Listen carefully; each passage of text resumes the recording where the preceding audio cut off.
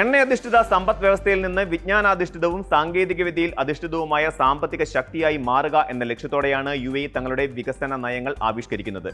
The UAE 2031 എന്ന ദീർഘവീക്ഷണത്തോടെയുള്ള ദേശീയ കാഴ്ചപ്പാടിന്റെ ഭാഗമായി ലോകത്തിന്റെ വിവിധ ഭാഗങ്ങളിൽ നിന്നുള്ള പ്രഗത്ഭരായ പ്രതിഭകളെ രാജ്യത്തേക്ക് ആകർഷിക്കാനും അവരെ ദീർഘകാലത്തേക്ക് നിലനിർത്താനുമുള്ള പദ്ധതികൾ UAE ഊർജിതമാക്കിയിരിക്കുകയാണ്.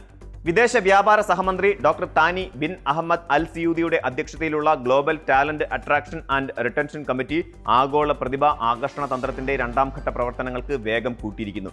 കേവലം സാമ്പത്തിക നിക്ഷേപങ്ങൾ എത്തിക്കുന്നതിൽ ഉപരിയായി ലോകോത്തര ഗവേഷകരെയും സാങ്കേതിക വിദഗ്ധരെയും നവീന ആശയങ്ങളുള്ള സംരംഭകരെയും രാജ്യത്തിന്റെ ഭാവി നിർമ്മാണത്തിൽ പങ്കാളികളാക്കുക എന്നതാണ് ഇതിലൂടെ ലക്ഷ്യമിടുന്നത്.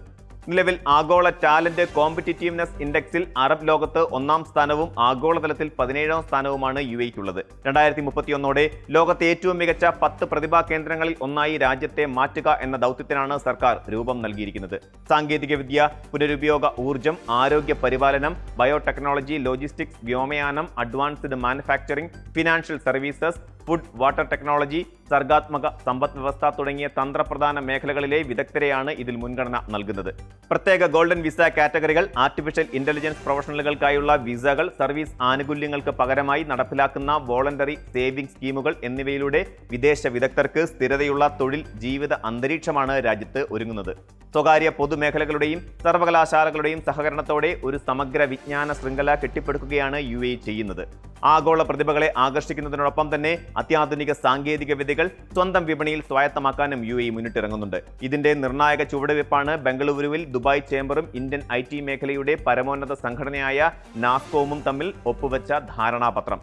നിർമ്മിത ബുദ്ധി രംഗത്തെ ഏറ്റവും പുതിയ തരംഗമായ ഏജന്റിക് AI സാങ്കേതികവിദ്യയിൽ ഇരു രാജ്യങ്ങളും തമ്മിൽ കൈകോർക്കുകയാണ്. സാധാരണ ജനറേറ്റീവ് AI ചോദ്യങ്ങൾക്ക് മറുപടി നൽകുകയോ വിവരങ്ങൾ ശേഖരിക്കുകയോ ചെയ്യുമ്പോൾ മനുഷ്യന്റെ തുടർച്ചയായ ഇടപെടലുകൾ ഇല്ലാതെ തന്നെ ഒരു ഏജന്റിനെ പോലെ സങ്കീർണമായ ജോലികൾ തുടക്കം മുതൽ ഒടുക്കം വരെ സ്വയം ആസൂത്രണം ചെയ്ത് പൂർത്തിയാക്കാൻ കഴിവുള്ള വിപ്ലവകരമായ സാങ്കേതിക വിദ്യയാണ് agentic AI.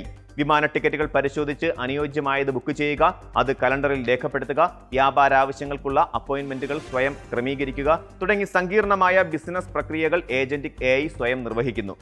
Dubai chamber president Mohammad Ali Rashid ലൂത്തയുടെ നേതൃത്വത്തിലുള്ള ഉന്നതതല സംഘം ഇന്ത്യയിലെ നാസ്കോം, FKCCI തുടങ്ങിയ പ്രമുഖ സംഘടനകളുമായി കരാറിലെത്തിയതോടെ ഇന്ത്യൻ ഡീപ് ടെക് കമ്പനികൾക്ക് UAE വഴി ആഗോള വിപണിയിലേക്ക് വളരാനുള്ള വാതിലുകളാണ് തുറക്കപ്പെടുന്നത്.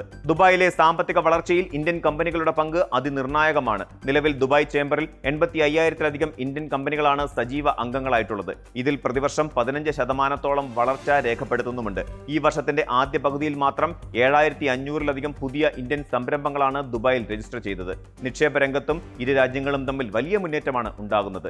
ഇന്ത്യയിൽ നിന്ന് ദുബായിലേക്കുള്ള നേരിട്ടുള്ള വിദേശ നിക്ഷേപം $2.28 ബില്യൺ കവിഞ്ഞപ്പോൾ ദുബായിൽ നിന്ന് ഇന്ത്യയിലേക്ക് വിവിധ പദ്ധതികളിലായി $9.3 ബില്യൺ നിക്ഷേപങ്ങളാണ് വന്നെത്തിയത്. ഇത് ഇന്ത്യയിൽ 1,00,000-ലധികം തൊഴിലവസരങ്ങൾ സൃഷ്ടിക്കാൻ സഹായിച്ചിട്ടുണ്ട്.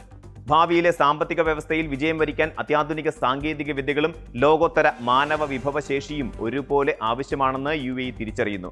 ഒരു വശത്ത് ലോകത്തിലെ മികച്ച പ്രതിഭകളെയും വിദഗ്ധരെയും രാജ്യത്തേക്ക് ആകർഷിക്കാനുള്ള അനുകൂലമായ അന്തരീക്ഷവും നയങ്ങളും ഒരുക്കുമ്പോൾ മറുവശത്ത് ഇന്ത്യയെ പോലെയുള്ള ആഗോള സാങ്കേതിക ശക്തികളുമായി കൈകോർത്ത് ഏജന്റിക് AI പോലെയുള്ള ഭാവി സാങ്കേതിക വിദ്യകളെ വാണിജ്യ മേഖലയിൽ നടപ്പിലാക്കുന്നു.